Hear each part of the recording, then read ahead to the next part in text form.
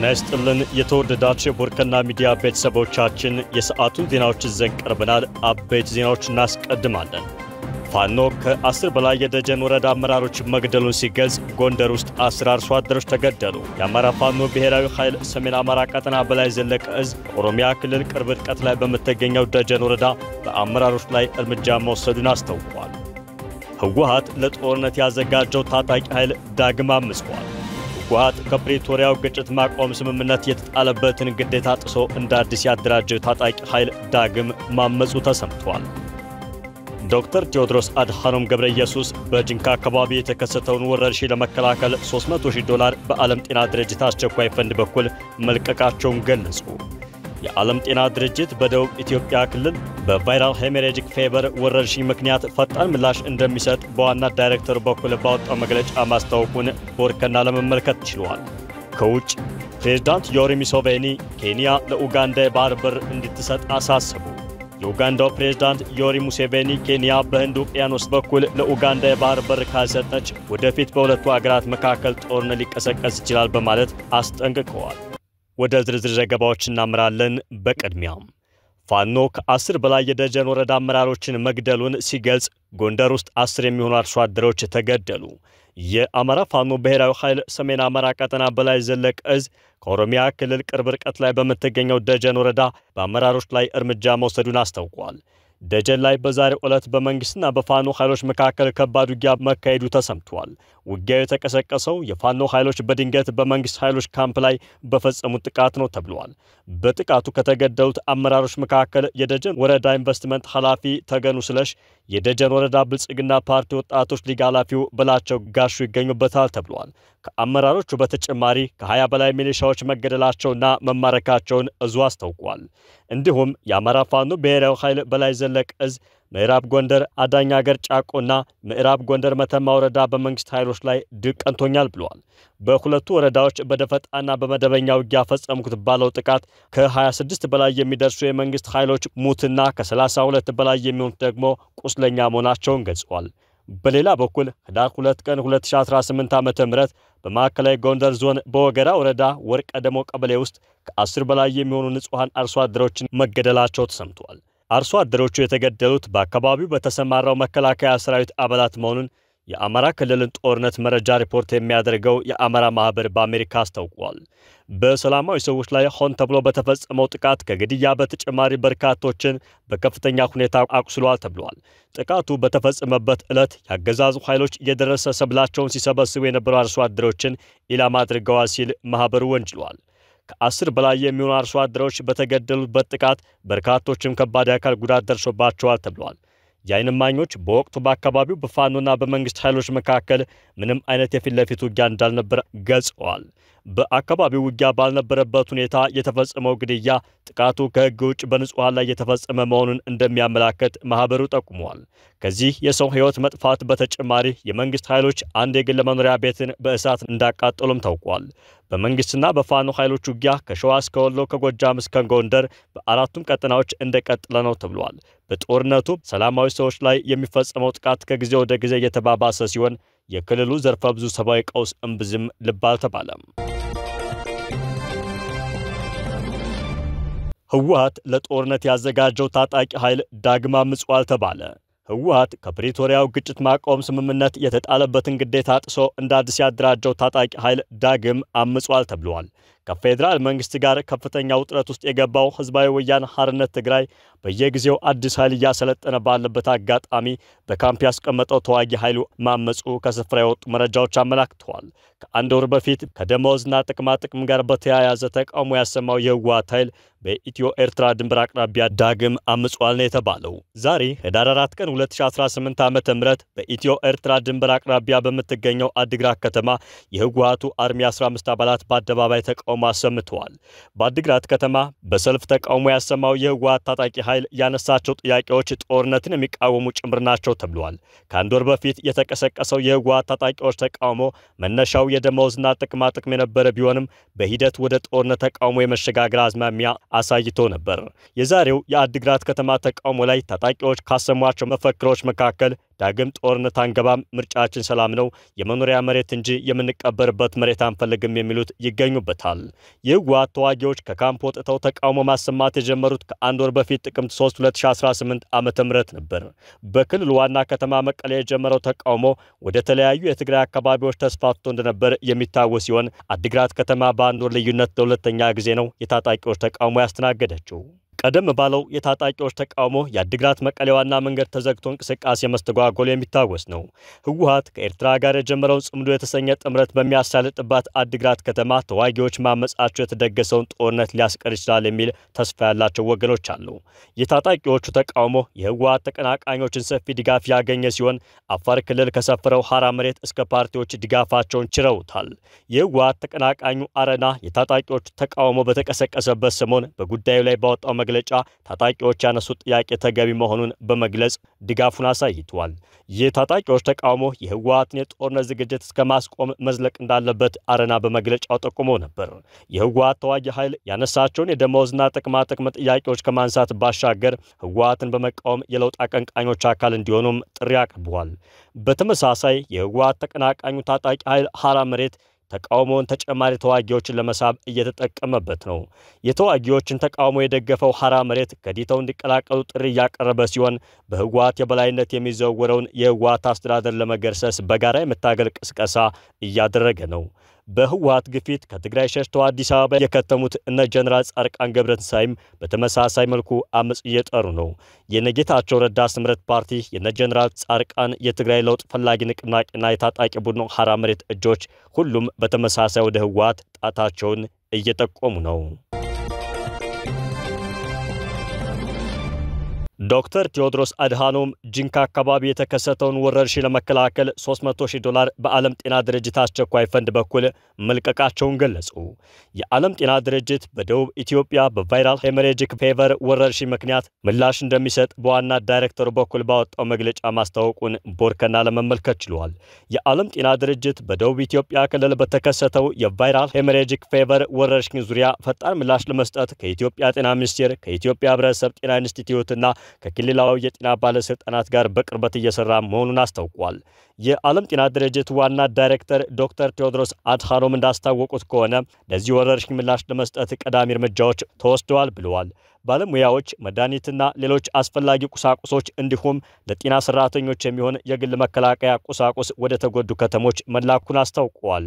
በተጨማሪም በወረርሽኙ የተጎዱ ማህበረሰቦች ውስጥ ንክኪን የመከታተል ስራን ድርጅቱ ይደግፋል ያሉ ሲሆን ሊከሰት ወይም ሊኖር የሚችለውን ድንበር ዘለል ስርጭት ለመከላከል ከደቡብ ሱዳን የዓለም ጤና ድርጅት ቢሮ ጋር በቅርበት እየተሰራ እንደሆነ አመላክተዋል። ለአስቸኳይ ድጋፍ እንዲውል $300,000 የአሜሪካ ዶላር ከዓለም ጤና ድርጅት የአደጋ ጊዜ ፈንድ ለኢትዮጵያ ተለቋል ብለዋል። ድርጅቱ እንዳስፈላጊነቱ ድጋፍ ለማሳደግ ዝግጁ መሆኑንም ገልጸዋል። የድርጅቱ ኃላፊዎች የኢትዮጵያ ጤና ባለስልጣናት መረጃውን በወቅቱ በማጋራታቸውና ፈጣን ምላሽ በመስጠታቸው ምስጋናቸውን ያቀረቡ ሲሆን የዓለም ጤና ድርጅት ሙሉ ድጋፍ እንደማይለያቸው ቃል ገብተዋል ነው የተባለው። በጂንካ ከተማ ምንነቱ ባልታወቀ በሽታ የሕክምና ባለሙያዎችን ጨምሮ የ6 ሰዎች ሕይወት ማለፉን ቦርከና በጠዋቱ የዜና መርሃ ግብር መዘገቡ ይታወሳል።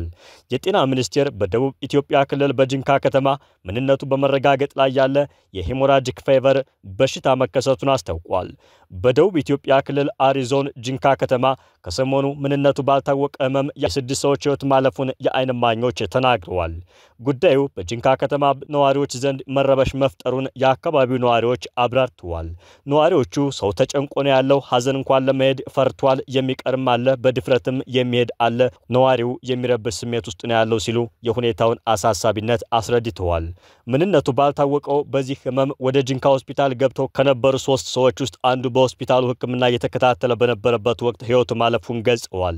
ቀሪዎቹ 2 በሪፈር ወደ ሐዋሳ ሪፈራል ሆስፒታል ሲወሰዱ አንደኛው ታማሚ በመንገድ ላይ፣ አንደኛው ታማሚ ደግሞ ሐዋሳ ሪፈራል ሆስፒታል ከደረሰ በኋላ ሕይወቱ ማለፉን ስሜ አይጠቀስ ያሉ የጂንካ ሆስፒታል የሕክምና ባለሙያ ተናግረዋል። በጂንካ ሆስፒታል ተኝተው ይታከሙ ከነበሩና ሪፈር ከተደረጉት ታማሚዎች ጋር ግንኙነት የነበራቸው 2 የሕክምና ባለሙያዎች ሕይወታቸው ማለፉንም በስፍራው የነበሩት የሆስፒታሉ የመረጃ ምንጮች አስረድተዋል። ለጊዜው ምንነቱ አልታወቀም የተባለው ይህ ህመም በ10 ቀናት ልዩነት ውስጥ በአጠቃላይ የ6 ሰዎች ሕይወት መንጠቁን ነው ምንጮቹ የተናገሩት። በጂንካ ሆስፒታል የሚሰራ አንድ የሕክምና ባለሙያ ታመው የመጡትና የሞቱት በአንድ ቤተክርስቲያን የሚያገለግሉና አብረው ይንቀሳቀሱ የነበሩ ሰዎች ናቸው ብለዋል። ታማሚዎቹ ሲመጡ ያሳዩት የነበረው ምልክት የወባ አይነት ምልክት ነበር። አንዳንዶቹ ደግሞ ደም ባፍንጫቸው በመምጣትና ማስቀመጥ ምልክቶችን ያሳዩ ነበር ሲሉ አብራርተዋል። አንደኛው ጂንካ ሆስፒታል ነው ያረፈው፣ አንደኛው መንገድ ላይ ነው፣ አንደኛው ደግሞ ሪፈር ከተባለበት ሐዋሳ ሆስፒታል ነው ሲልም ሁኔታውን አስረድቷል። በተመሳሳይ መልኩ የጤና ሚኒስቴር በደቡብ ኢትዮጵያ ክልል በጂንካ ከተማ ምንነቱ በመረጋገጥ ላይ ያለ የሄሞራጂክ ፌቨር በሽታ መከሰቱን በቅኝት ማረጋገጡን ባወጣው መግለጫ አስታውቋል። በደቡብ ኢትዮጵያ ክልል የተከሰተውን የሄሞራጂክ ፌቨር በሚመለከት የጤና ሚኒስቴርና የኢትዮጵያ ሕብረተሰብ ጤና ኢንስቲትዩት የጋራ ጋዜጣዊ መግለጫ አውጥተዋል። መግለጫው የተከሰተውን በሽታ ምንነቱ በመረጋገጥ ላይ ያለ የሄሞራጂክ ፌቨር ሲል የጠራው ሲሆን እስካሁን ድረስም 8 ሰዎች በበሽታው መጠርጠራቸውን አስታውቋል። ሚኒስቴሩ በመግለጫው በበሽታው ተጠርጥረው ከተያዙት ውጭ ምን ያክል ሰዎች ሕይወታቸው እንዳለፈ ግን ከመግለጽ ተቆጥቧል። የጤና ሚኒስቴር ከኢትዮጵያ ሕብረተሰብ ጤና ኢንስቲትዩትና ከክልሉ ጤና ቢሮ ጋር በመሆን በደቡብ ኢትዮጵያ ክልል የተመዘገበውን ይህንን የበሽታ መንስኤ ለማወቅና ተጨማሪ ስርጭትን ለመግታት እንዲሁም ለመቆጣጠር ፈጣን ምላሽ ሰጪ ቡድን ወደ ቦታው ልኬያለሁ ብለዋል። የፈጣን ምላሽ ሰጪ ቡድኑ የመስክ ግምገማዎችና የላቦራቶሪ ምርመራዎችን፣ የማህበረሰብ ቅኝት፣ የንክኪ ልየታና የቤት ለቤት ልየታ እንዲሁም የሕክምና አገልግሎት አሰጣጥን እያጠናከረ እንደሚገኝም አስታውቋል። በሚመለከታቸው ባለድርሻ አካላትና ሚኒስቴር መስሪያ ቤቱ ሌላ ተጨማሪ መግለጫ እስከሚሰጥ ድረስ ህብረተሰቡ ህመሙን ለመከላከል የተላለፉ ምክረ ሐሳቦችንና ጥንቃቄዎችን ተግባራዊ እንዲያደርግም አሳስበዋል። ሚኒስቴሩ ያስተላለፋቸው ምክረ ሐሳቦችና ጥንቃቄዎች በአፍና በአፍንጫ እንዲሁም ሌሎች የሰውነት ክፍሎች የመድማት፣ ትኩሳት፣ ማስቀመጥና ማስመለስ ምልክት ሲኖር ወደ ሕክምና ተቋማት መሄድና በወቅቱ የላቦራቶሪ ምርመራ ማድረግ እንደሚገባ ምክረ ሐሳቡን አቅርበዋል። ምልክት ከታየበት ማንኛውም ሰው ጋር ንክኪ በሚኖርበት ጊዜ ራስን የመከላከያ ዘዴዎችን መጠቀም፣ ሁልጊዜ እጅን በሳኒታይዘር ወይም በውሃና በሳሙና በመታጠብ ማጽዳትና ማንኛውም የጤና ተቋም በታካሚዎች ልየታ አካባቢ ልዩ ትኩረት በመስጠት ቫይራል ሄሞራጂክ ፌቨር መሰል በሽታ መለየት፣ መመርመርና ማከም እንዲሁም ሪፖርት ማድረግ እንደሚያስፈልግ በመግለጫው አመላክቷል።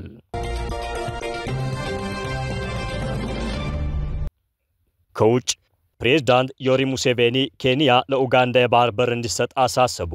የኡጋንዳው ፕሬዝዳንት ዮዌሪ ሙሴቬኒ ኬንያ በህንድ ውቅያኖስ ላይ ለኡጋንዳ የባህር በር ካልሰጠች ወደፊት በሁለቱ ሀገራት መካከል ጦርነት ሊቀሰቀስ ይችላል በማለት ማስጠንቀቃቸው አነጋጋሪ አጀንዳ ሆኗል። ኡጋንዳ የህንድ ውቅያኖስን የመጠቀም መብት አላት ሲሉ የተናገሩት ሙሴቬኒ ኡጋንዳ በኬንያዋ ሞምባሳ ወደብ በኩል ከህንድ ውቅያኖስ ከታገደች ወይም ለውቅያኖሱ የሚኖራት ተደራሽነት እንደ መብት ሳይሆን እንደ ልዩ ጥቅም የሚታይ ከሆነ ጦርነት ሊቀሰቀስ ይችላል ሲሉ አስጠንቅቀዋል። ወደብ አልባ ሀገራት የባህር በር እንዳያገኙ ማገድ እብደት ነው በማለት ሙሴቬኒ ያወገዙ ሲሆን ኡጋንዳ ለደህንነቷና ኢኮኖሚያዊ ደህንነቷ በህንድ ውቅያኖስ ላይ መብት አላት በማለት አጽንኦት ሰጥተው አስረድተዋል።